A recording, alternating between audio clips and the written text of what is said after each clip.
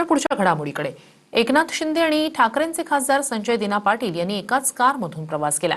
संजय दिना पाटील यांची पत्नी फोर्टिस रुग्णालयात ऍडमिट आहेत। शिंदे हॉस्पिटलमध्ये त्यांची विचारपूस करण्यासाठी गेले होते। दरम्यान दोघांच्या एकत्रित प्रवासाने राजकीय वर्तुळात चर्चा सुरू झाली आहे। उपमुख्यमंत्री एकनाथ शिंदे आणि ठाकरेंच्या शिवसेनेचे खासदार संजय दिना पाटलांनी एकाच गाडीतून प्रवास केलाय। खासदार संजय दिना पाटलांच्या पत्नीच्या प्रकृतीची विचारपूस करण्यासाठी एकनाथ शिंदे फोर्टिस रुग्णालयात गेले होते। त्यानंतर शिंदे आणि संजय दिना पाटील एकाच गाडीतून निघाले। भांडूपमध्ये एका शिवसैनिकाचं लग्न होतं। त्या लग्नाला एकनाथ शिंदे गेले होते।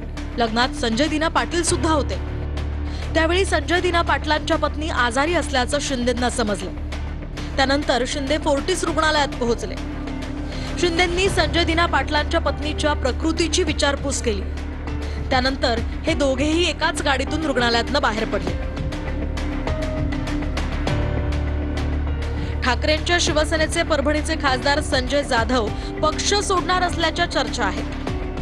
त्यातच संजय दिना पाटील आणि शिंदेंनी एकाच गाडीतून प्रवास केल्यानं राजकीय वर्तुळात उलटसुलट चर्चा सुरू झाल्या।